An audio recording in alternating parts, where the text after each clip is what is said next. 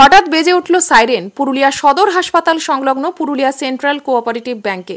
ঘটনাস্থলে পুরুলিয়া সদর থানার পুলিশ ও দমকল বিভাগের কর্মীরা। ঘটনাটি ঘটেছে আজ পুরুলিয়া দেবেন মাহাতো গভর্নমেন্ট মেডিকেল কলেজ ও হাসপাতালের সদর ক্যাম্পাসের বিপরীতে থাকা পুরুলিয়া সেন্ট্রাল কোঅপারেটিভ ব্যাংকে। জানা যায় হঠাৎই ব্যাংকে সাইরেন বেজে ওঠে। সাইরেনের আওয়াজ শুনে জমায়েত হন পথ চলতি মানুষজন। খবর দেওয়া হয় পুরুলিয়া সদর থানায়। তৎক্ষণাৎ ঘটনাস্থলে পৌঁছায় পুরুলিয়া সদর থানার পুলিশ আধিকারিকরা। ঢিল ছোড়া দূরত্বে দমকল বিভাগ থাকায় তখনই এসে পৌঁছান দমকল বিভাগের কর্মীরা। খবর দেওয়া হয় ব্যাংকের ম্যানেজারকে। কিছুক্ষণ পরে ব্যাংকের ম্যানেজার এসে ওই ব্যাংকের গেট খোলেন।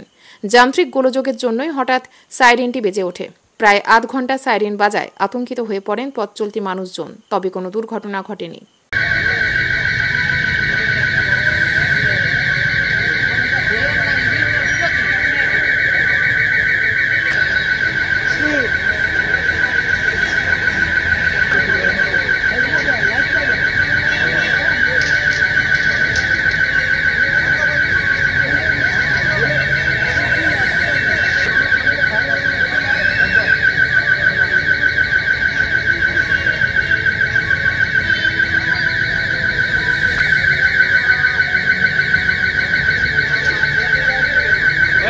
Public doesn't know.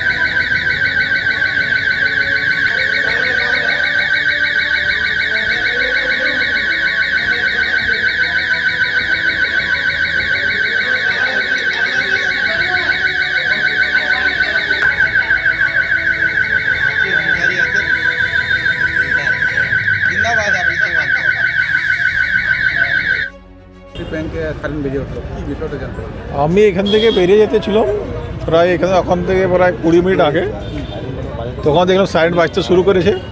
তো গাড়িটা আমি এখানে পার্ক করে নিয়ে যে আমি তো যেহেতু আগে ছিলাম কোঅপারেটিভ দায়িত্ব, তো আমি ছিল আমাদের স্টাফের নম্বর কাছে, তো আগে স্টাফগুলোকে ইনফর্ম করলাম। ফায়ার ব্রিগেডের সঙ্গে সঙ্গে চলে এসেছিলো এখান থেকে, তারপরে পুলিশের সঙ্গে সঙ্গে চলে এসেছে। তারপর এখানে এসেছে স্টাফগুলি এসে খুললো, দেখলো তখন কোনো একটা শর্ট সার্কিট ছিল, টেকনিক্যাল ফল্টের জন্য সাইরেনটা বাজতেছিল। কোনো আতঙ্কের কোনো কারণ নেই। এখন তো আমরা ভিতরে যে খবর দেখলাম কোনো আতঙ্ক তো দেখা গেল না। আমার নাম দিব্যজ্যোতি প্রসাদ সিং। আমি প্রাক্তন স্পেশাল অফিসার। যত কিছুক্ষণ আগে ঠিক রাত 9:15 নাগাদ এটা সাইরেন বেজে ওঠে। এখানে পাশে হাসপাতাল মোড়ের ছেলেরা আমাদেরকে ফোন করলো। আমরা তৎক্ষণাৎ থানার সঙ্গে যোগাযোগ করলাম। ইতিমধ্যে দিব্যজ্যোতি বাবু চলে এসছেন এবং আমরা সবাই দৌড়ে এলাম। ফায়ার ব্রিগেড, পুলিশ এবং ব্যাংক কর্তৃপক্ষ তারা চাবি নিয়ে এসে সাইরেনটা ডিসকানেক্ট করলো। তো হঠাৎ করে একটা আতঙ্ক পরিবেশ সৃষ্টি হয়েছে, কারণ সামনেই হাসপাতাল আর ব্যাংকের মধ্যে ঘটনা এবং কন্টিনিউ বেজে যাচ্ছে। লোক জড়ো হয়ে গেছিলো। তৎক্ষণাৎ টাউন থানা গুরুত্বপূর্ণ ভূমিকা নিয়েছে এবং বিশেষ করে ফায়ার ব্রিগেড।